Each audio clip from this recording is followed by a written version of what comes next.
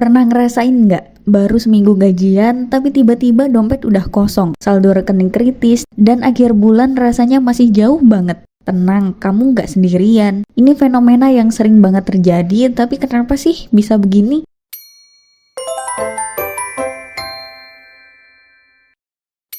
Satu, gaya hidup yang melebihi pemasukan. Alasan pertama, gaya hidup yang terlalu tinggi. Banyak dari kita yang hidup dengan prinsip you only live once, alias YOLO. Nongkrong di cafe hits, beli gadget terbaru, atau barang branded yang sejujurnya nggak terlalu kita butuhkan.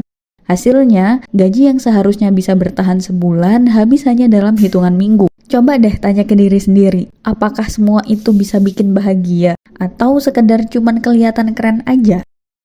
2. Nggak punya rencana keuangan. Kenapa punya rencana keuangan itu sangat penting? Karena rencana keuangan ibarat peta petunjuk yang kamu buat sendiri untuk mencapai kebebasan finansial di masa mendatang. Nah, kalau nggak punya rencana keuangan, gimana financial freedom-nya bisa tercapai? Jangan sampai semua uang yang masuk cuma sekedar numpang lewat aja.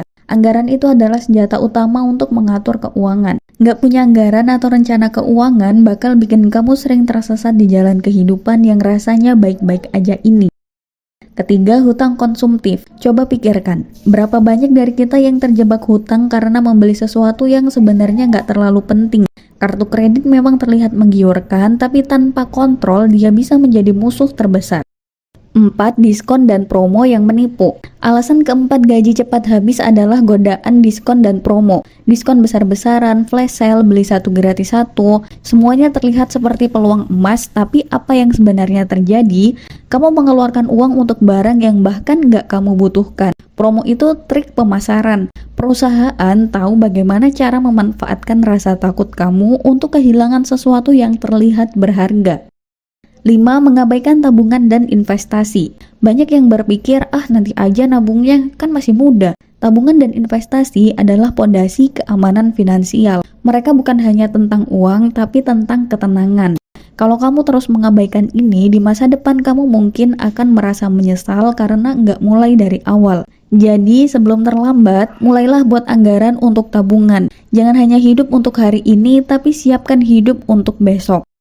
Pertanyaannya, bagaimana agar 2025 hal ini tidak terulang lagi? Kita bisa mulai dengan langkah kecil membuat anggaran keuangan sederhana.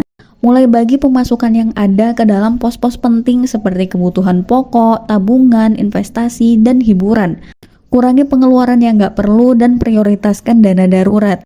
Untuk investasi, mulailah dari investasi ke diri sendiri. Belajar hal baru, melatih soft skill dan hard skill yang belum dikuasai, serta memberi kesempatan pada diri sendiri untuk terus berkembang menjadi pribadi yang lebih baik dan high value. Mengubah kebiasaan, perspektif, dan cara berinteraksi dengan uang pastinya bukan hal yang instan, tapi selalu ada perkembangan yang bakal terjadi kalau kita mau berusaha untuk terus memperbaiki diri. Tahun depan, jadikan gaji kamu bukan cuma alat untuk bertahan, tapi juga untuk membangun masa depan.